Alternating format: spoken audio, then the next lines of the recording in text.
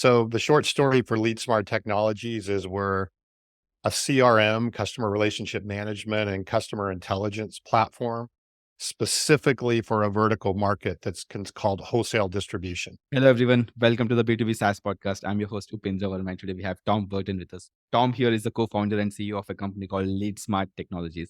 Hey, Tom, welcome to the show. Welcome. Great to be here. Thank you. All right, Tom. So let's try to understand what LeadSmart Tech does and why customers pay you money.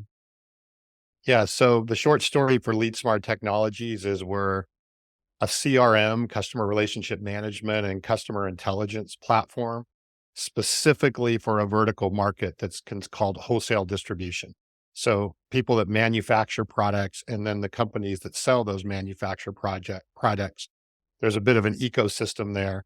And we're focused entirely on that vertical, and everything in our product is aligned towards supporting those customers. Got it, right? So just talk a bit about the history here, right? So, I know CRM is such an age-old space, right? So how did Sure. you end up, picking this particular vertical, Yeah. right? And, just talk about Yeah. that story there. No, that's a great question. So my co-founder in the company has spent 35 years in this industry. So he was a manufacturer. He was a manufacturer's rep, which are salespeople that work with manufacturers. He worked for a distributor. So he suffered through a lot of the challenges that we have been addressing with LeadSmart. And, the market has been pretty underserved with technology solutions. So they really haven't had solutions that are geared to that market that make sense for them. So a lot of manual, our biggest competitor, as we say, is Excel and email, right? That's what people use there. So he really saw an opportunity here. I have a long-standing tech background and built multiple software companies. He said, this is a bit of a blue ocean. We need to help this market. And so that's how we kind of jumped in and have been doing this for the last few years. Got it, right? And just talk about your customer base today, right? So I'm understanding these are all, wholesale distributors. So just give us a sense of how many total paying businesses do you have on your platform today? Oh, we got quite a few, and they range from manufacturers. So again, we have kind of three, entities that exist in this ecosystem. You have manufacturers that are the companies that make industrial products like the headphones you have on or our microphones or whatever. You have manufacturers reps that tend to work for different manufacturers and help to get their products to market. And then you have the actual distributor, where in the B2B world, companies don't go necessarily to Best Buy to buy things. They go through a B2B distributor or Yeah. whatever. So we have actually customers in all three of those different areas, and are growing pretty rapidly, growing, close to 100% a year, and probably will be much faster as we go forward. We're really seeing that while the vertical has been underserved with technology, they're really understanding the importance of catching up quickly. And, the whole AI thing and all of that has really caused them to have a bit of a wake up call. And it's like, okay, we got to really move faster. And so it's great. We're happy to support that. Got it. So, Tom, how many customers are we talking here? Is it 100,000, 10,000? Just No, what's that no, range? 50, 60 Got it. currently. Yeah. Got it. And what are these like? Are these enterprisey deals? Are we talking about $10,000 deals, $100,000 deals? Like, how big are these deals? Yeah. So our average contract value right now ranges around 35,000 of ARR average, but we see that increasing Mhm. again as more and more companies get on board. A lot of these distributors are very large sales teams, hundreds of people, Mhm. so lots of opportunity to increase that average contract value. Got it. Yeah, that makes a lot of sense, right? I just want to move on to your go-to-market motion, right? So, like, Sure, sure. where you're finding all of these leads? I know you've got a vertical. I know you Yeah, understand how your ideal customer looks like, but what are the channels that you're using to reach yeah. out to these potential leads? So, What's been so working another for good you? question. So a couple things. So it's a little bit of a complex go-to-market motion. It's not like, oh, we went and hired a bunch of, BDRs and we're starting to smile and dial. First of all, what we spent quite a bit of time is developing really strong relationships with buying groups and associations in that industry, Mhm. because this industry is very relationship oriented, and they rely on the advice and opinion of their buying groups and the associations that they're part of to determine how they should navigate in the technological world. So we have a pretty strong endorsed partnership with affiliated distributors, which is probably the largest buying group in the area. Partnership with Net Plus Alliance. We have a partnership with ISA, which is a large association in there. So we spent some time to really build those relationships. and build that credibility. Then our go-to-market is a bit traditional in a sense that, we're using, basically reaching out to companies, doing traditional marketing, demand, creating demand and so forth with them about what's there. But then we're now kind of, because there's this ecosystem, as I just talked about, of the manufacturers, the reps, and the distributors, we're seeing a lot of referrals starting to happen. So a distributor buys our product and then they go to their manufacturer and say, hey, it'd be great if you could also be on LeadSmart. So we're starting to see a bit of a flywheel effect occurring because of the ecosystem that exists there. And that was our part of our original strategy. It's taken longer to kind of see that momentum get going than we would have expected, but we're starting to see that happen. And then it's turbocharged by those relationships with the buying groups and associations. Got it. So I'm just trying to understand this a bit more, right? I'm hearing two things here: referrals from your existing ones, right? And obviously your credibility with all of these partnerships helping you to close those deals. But how exactly are you reaching them? Is it cold calling or is it cold emails? Like what's really been working for No, your like niche? we do a lot of joint webinars with the buying groups and the associations. We do our own webinar. And funny enough, we also, which may have been our best Martian, is we created our own live show and podcast. It's called Okay. Around the Horn and Wholesale Distribution. And we started that about a year ago, my co-founder and I. And we honestly didn't expect much out of it. We create a newsletter that we send out every Friday, and then we basically go live and discuss it. And it's really taken off. And we've reached a lot of prospects and built a lot of credibility that way. And again, that's creating demand and building trust. And as a result of that, that's also been a really good way of reaching this market that again is built on relationships and credibility. Got it. Right. So now let's move a bit bottom here, right? So like talk about the sales cycle here, right? When somebody thinks that okay, this looks an Yeah. interesting product, right? How do you convert them to a paying customer, right? What's the sales Yeah. cycle look like? Yeah. So again, it kind of starts with that discovery call. And then we go in, I guess I don't like to use the word demo, but it's more of sort of a multi-step mini training, if you will, on what are the capabilities of the technology. Because for a lot of these companies, they don't know what's possible. Yeah. So we take them through that. Usually that's multiple 2 or 3 sessions. That then, leads to generally some follow-up questions and then a proposal and then obviously a close. Probably the obvious question is how long does that take? Yeah. That can take anywhere from a year to a week. I mean, we've had Nice. everything in between. So it really depends upon the company. Do they have an impending event or something that's really driving them to get going? So, there's a lot of variables. So Yeah. we know that some are going to take a long time, some are going to happen shorter. So the key is just kind of have a good pipeline. And then the customers that we're talking about, right? Are these, somebody are you literally competing against Excel sheets, for example, or are you sort of, replacing it with an existing CRM? Like, so what's that look like? Yeah. So, I mean, there are some companies that have some existing CRM, but I would say it's probably less than 20%. Mhm. And a lot of the times it's I mean, it could be going back to like Act and Goldmine, Yeah. some of these CRMs that from 25 years ago. Um, or they have some old, technology that they built in house.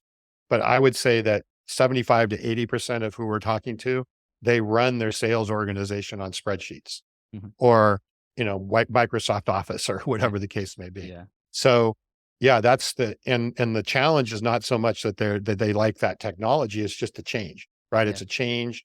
It's different. These are not high tech people per se.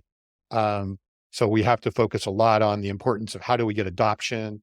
How do we get people to use it and feel like they're getting value out of it when, these are not people that are just looking for the latest piece of technology. Yeah. So I believe you also have to solve this problem of educating the people themselves that hey, you need a tool as opposed to them already understanding that okay, here's a tool we need.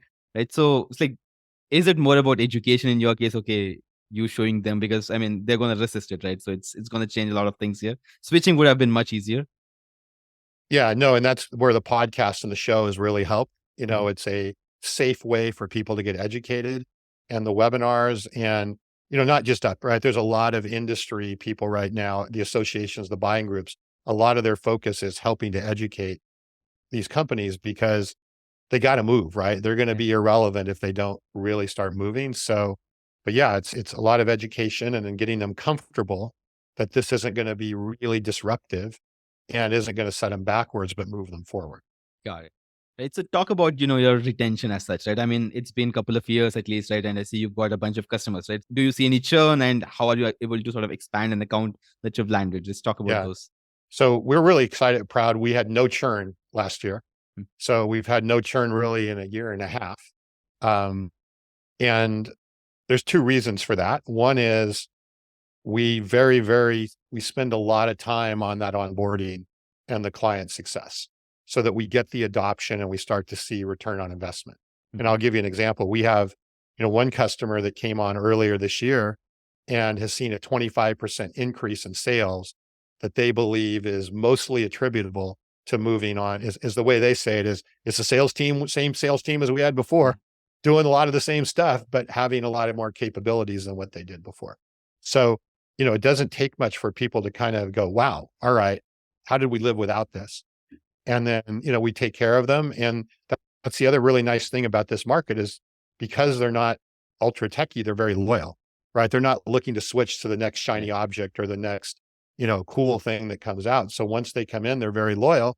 And if you're loyal back to them, they'll, we have customers now that have been on 4 years, going on 5 years, that kind of stuff. So I don't see churn being a big issue for us. In fact, I see our net revenue retention is going to be very high compared to the industry because it's a very loyal, and it's not an easy thing that they're going to want to replace every week. Right.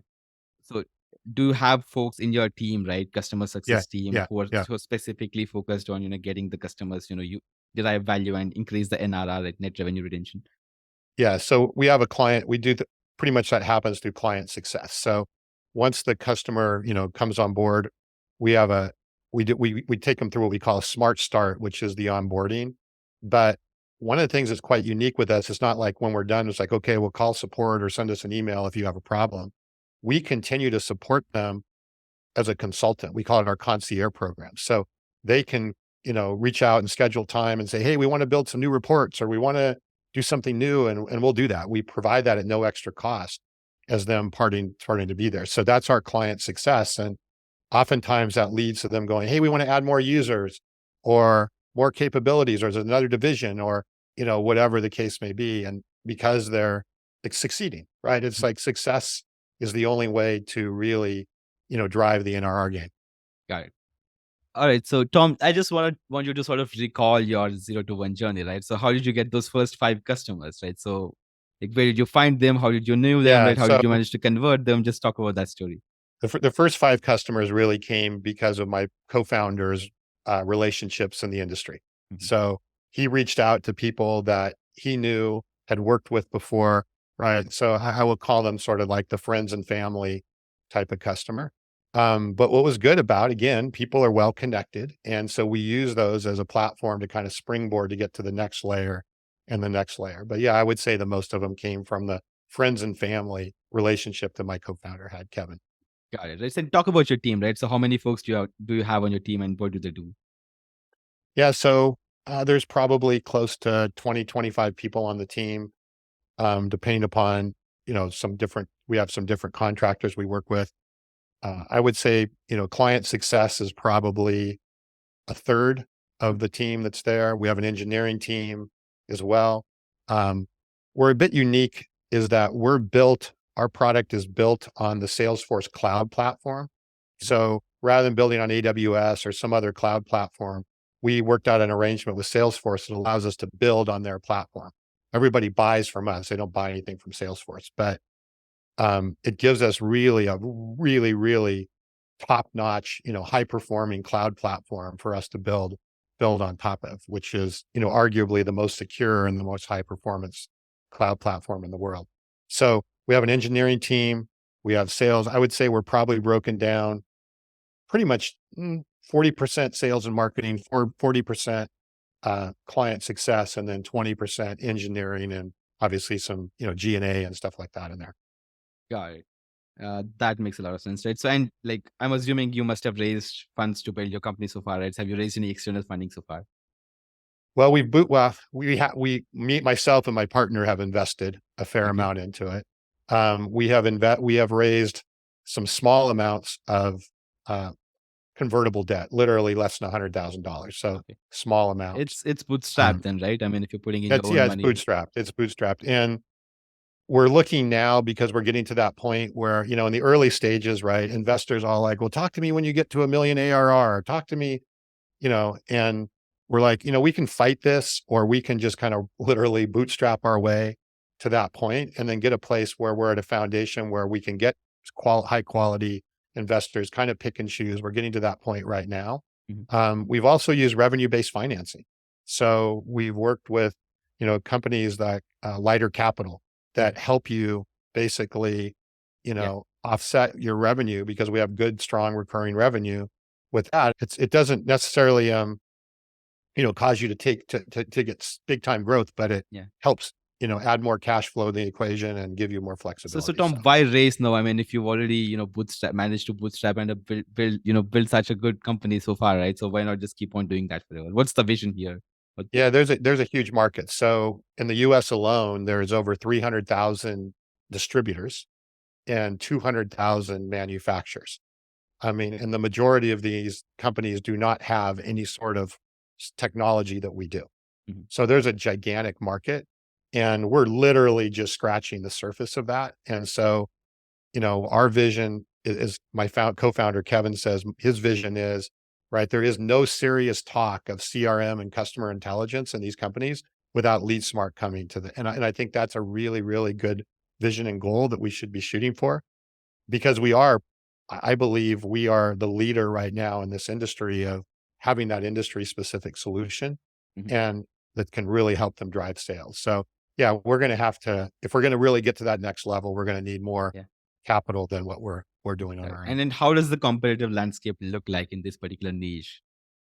Yeah. So, I mean, there's, what we call the more traditional CRM vendors. There's the Salesforce and Microsoft Dynamics and those types of things, but we rarely see them actually. We rarely see them there.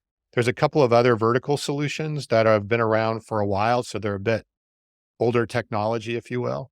Um, we see some of those, but no, it's not a hyper competitive red ocean that you see potentially in other CRMs, where you have, Pipedrive and HubSpot and Salesforce and Monday.com and all of these people vying for that business, because the needs for this business or vertical are very specific, and those sort of one size fits all CRMs don't really work well for them. Yeah, So, but makes sense. honestly, I do expect more competition coming in here, right? Anytime there's an opportunity, there's Yeah, going to be more competition. yeah, they're gonna follow you definitely. That's right. Yeah, yeah. All right, Tom. Thanks for taking the time to talk to me. Hope you scale your company to much, much greater heights. No, great questions. Thank you. Thanks for watching the B2B SaaS podcast channel. I believe that the best way of building SaaS companies is by regularly talking to real founders who are out there building their companies. These founders have gained tons of insights during their journey, and I'm here to bring those to you. So if you want more such stuff, please make sure to subscribe to the channel here.